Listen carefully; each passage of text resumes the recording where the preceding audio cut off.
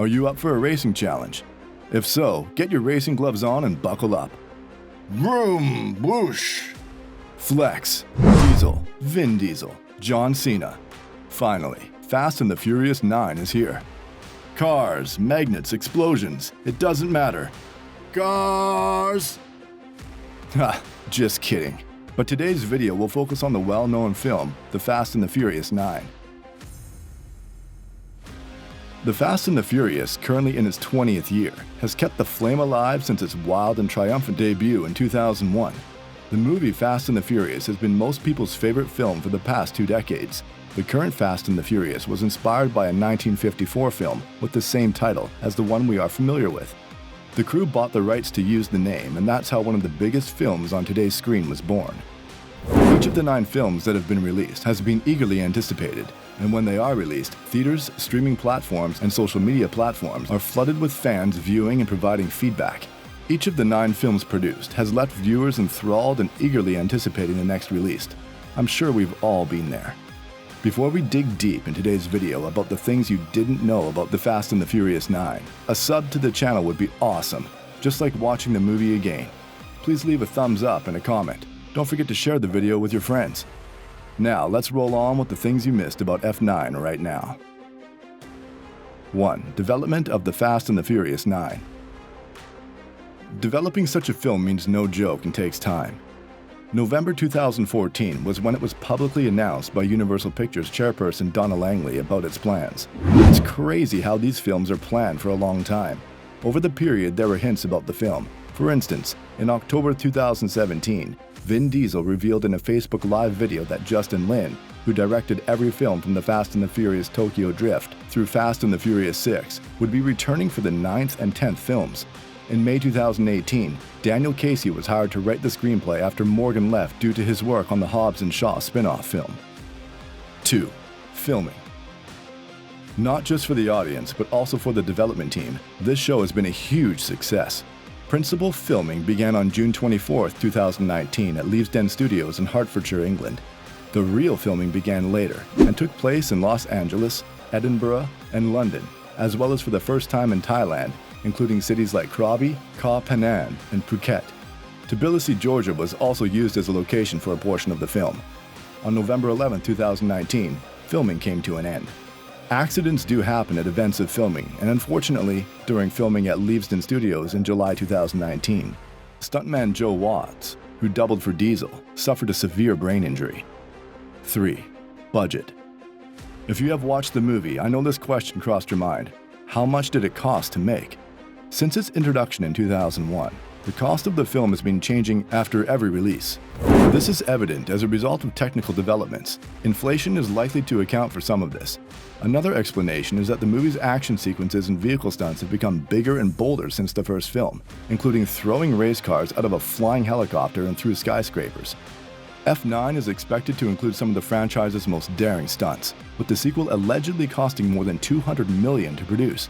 The sum, of course, just covers the cost of making the picture, not the marketing expenditure required to promote it. Despite the expensive budget, the picture has performed well, grossing over $147.2 million in the United States and Canada, and $400.8 million in other regions for a global total of $548.1 million since its May release. F9 was expected to gross $55 to $65 million in its first weekend in the United States and Canada from 4,179 cinemas. The film grossed $30 million on its first day, including $7.1 million from Thursday night previews, which was one of the most first-day grossing films during the epidemic. It went on to collect $70 million in its first weekend, the biggest since December 20th's Star Wars: The Rise of Skywalker, which earned $72.4 million. 4. No CGI cars used. Justin Lin, who directed 4 earlier films in the franchise before F9, declined to utilize CGI vehicles. Given how frequently people encounter vehicles in everyday life, the filmmaker contends that anything computer-generated, even the tiniest element of the car, will appear odd to the viewer. However, using CGI would be much more cost-effective, as the Fast and Furious franchise has already destroyed over 1,000 cars, which must add up to a substantial sum. These guys chose to make their toys out of real cars, regardless of whether they would be destroyed or not. However, in all honesty, this provides the best viewing experience for the viewer. 5. Use of the old Universal Pictures logo. The first surprise arrives even before the film begins. The Universal Pictures logo used here isn't the one we're used to seeing in Hollywood movies. The logo is similar to those that were popular in the 1980s. I'm sure you're asking why utilize the old one when there's something newer and more appealing. Don't worry, I have an answer to your query. Because the opening sequence takes place in 1989, the day after Dom's, Vin Diesel, father dies, the studio decided to utilize the old logo. As in Too Fast, Too Furious, the emblem morphs into the wheel of an SUV.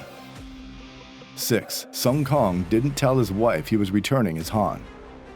Han was assassinated by Shaw in Fast and Furious 6. In the Fast and Furious Tokyo Drift, this happened when the car he was in exploded. But no one dies in the Fast and Furious franchise.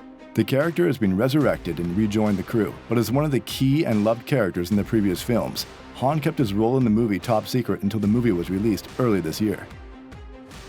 7. The cars had to audition for the movie. When it comes to this franchise, it's not just the actors that have to apply for roles in the films. According to Diesel, the vehicles in this one, Fast and Furious 9, must also audition. The actor adds that because each character's car is such an essential reflection of who they are, it's only natural to audition them. And to Diesel's credit, ever since the first movie, the cars in the Fast and Furious series are as much characters as Dom and Letty are. It's a wise move to let the cars speak on behalf of them and who they are. 8. Almost all stunts done by John Cena were real. Cena has been prone to executing his stunts from the beginning of his wrestling career, and that's exactly what occurred with F9. It isn't the first time in the series that an actor has done their stunts. Paul Walker, for example, would frequently act as a stuntman, but when being asked about it, Cena hilariously mentioned that he isn't as bothered as others about doing it all himself, claiming that he isn't looking for validation on his masculinity. 9. A weather balloon stunt was cut. For the first time in the series, the action was moved to outer space. That was never enough for the director, who was always looking for new ways to express his creativity. This necessitated a stunt, which the studio insisted he cut. Because they were going to space, the director insisted on using a weather balloon to get there. He even says that looking back at it, he probably would have paid for it himself if he was afforded a redo. 10. Fast and Furious 9 ending. Who is that at the end of the film? Probably after watching the film, you asked yourself this question. In Fast and Furious 9, Dom, Vin Diesel, and his family are back to save the world, but this time the threat is closer than home.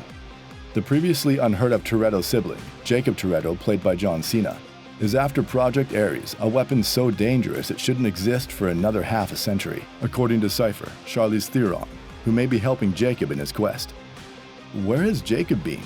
To solve that puzzle, the film uses a series of flashbacks to delve into Dom's past in a way we've never seen before, beginning with the death of Dom and Jacob's father, Jack, in a stock car race in 1989. There was a time in the previous films when Dom was imprisoned. For the first time, he meets Leo and Santos, who tells him of a mechanic's technique using a fracture in the gasoline line. Since Jacob was working on Jack's, Dom's father's, car before it crashed, Dom assumes that it was Jacob's fault. Dom challenges Jacob to a street race when he is released from prison, and if Dom wins, Jacob will leave the city forever, never to return. Dom triumphs and Jacob flees, which, along with Dom's conviction that Jacob murdered their father, explains why we've never heard of him in the series. Jacob returning means that he has come back for vengeance in the present day, teaming up with billionaire Otto to steal Project Ares, which can control any weapon in the world. The plan is unsuccessful as Jacob is captured and kept in a secret hideout. This is a setup for another round of stunts in the future upcoming film. The main questions left are, can Dom and his crew still save the day? And where has Jacob been all these years without Dom ever mentioning him? Another interesting thing that happens in the movie is at the end, after the crew has saved the day. One of the family barbecue chairs is empty. Dom notices that there is an empty chair to be filled just as they are about to say grace and enjoy their meal. As everyone turns to see a blue Nissan Skyline come, Mia responds, "He's on his way." True Fast and the Furious fans do not need to be told who has arrived, and that is Brian O'Connor, Paul Walker's brother. This is probably one of the joining links for his return in the last Fast and Furious film. Sadly, we have come to an end of today's video.